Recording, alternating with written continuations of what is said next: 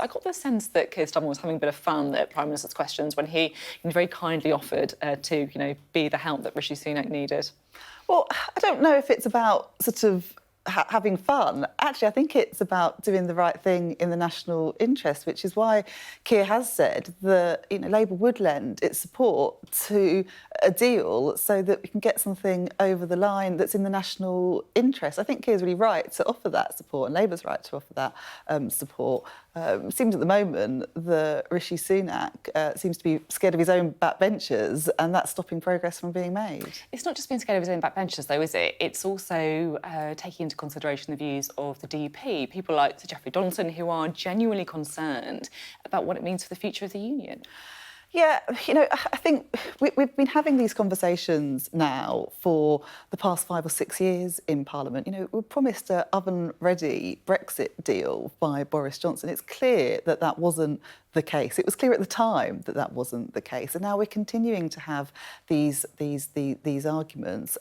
I think a deal is there to be done with the European Union, but it's about getting that over the line now. So you're willing to lend your votes and to get that done if it does mean some of those issues in Northern Ireland, as you see it, would be solved? Yeah, absolutely. So what would you say then to, we're going to be interviewing the DP's Jim Shannon a bit later. What would you say to him, someone who has genuine concerns about, the role of, for example, the European courts on Northern Ireland, or having different rules apply to different parts of the same country? I think the issue with the European Court is that, actually I think people at the moment in Northern Ireland, what they're more concerned about is certainty about what's going to happen, getting the Assembly up and running again, and things like cost of living. I think people are more concerned about that, actually, at the moment than they are about whether it's the ECJ or some other mechanism that sort of regulates things and sort of, I just think we need to get something done now. We need that certainty in place. We need the Assembly back up and running, and that's why we would lend our support to a deal.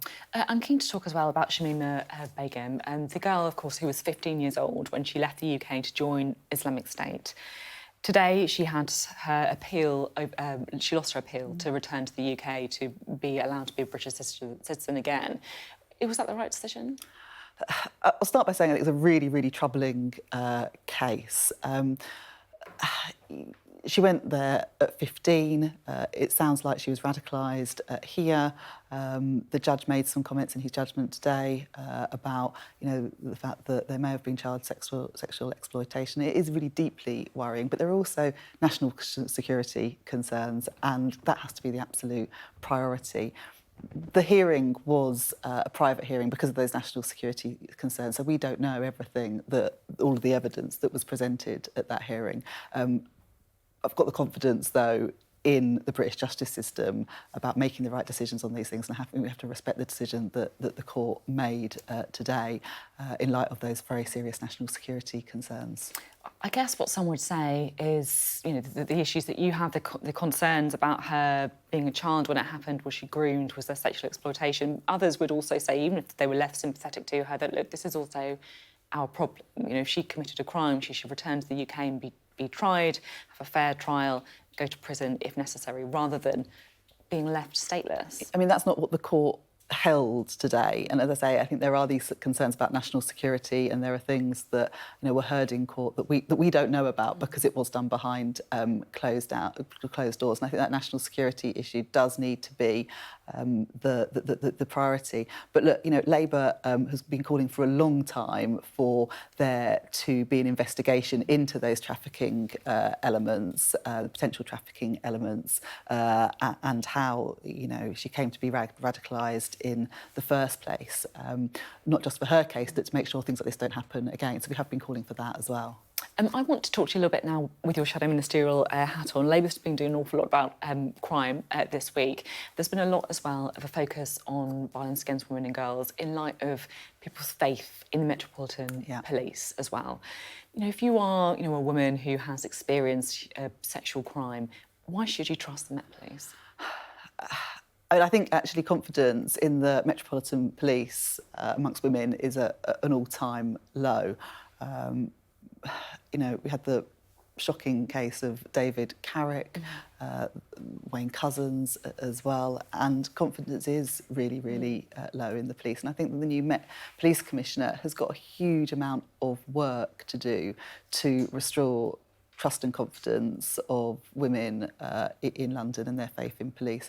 But there's also a lot more I think the government could be doing in terms of tackling violence against women and girls, because it feels like it's something that has become almost epidemic in society. You know, every day you read the news and you hear about another woman being murdered, or another case of domestic abuse or serious sexual violence, and it does feel like not enough is being done to tackle that. A lot of people talk as well about the conviction rates, right, and the very low chance of, if you report a sexual crime, of it actually being seeing the perpetrator being brought to justice. I mean, are you worried that rape is almost becoming decriminalised? I'm really worried about that.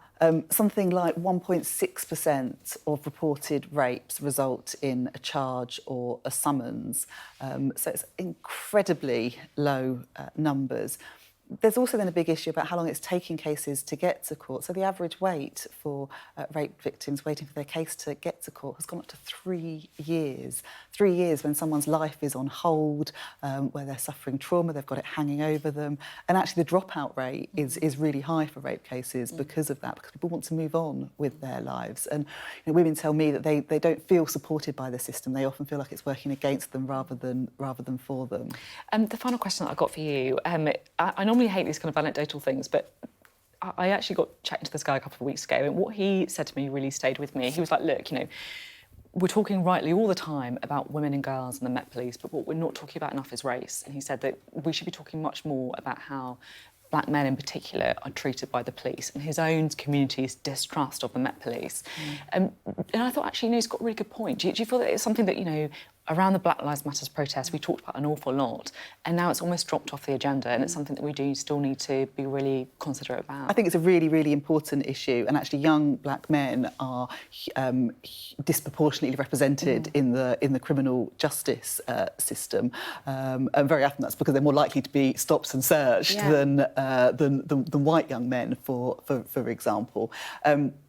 And more needs to be done. I was a teenager in the 1990s when Stephen Lawrence was murdered, for example.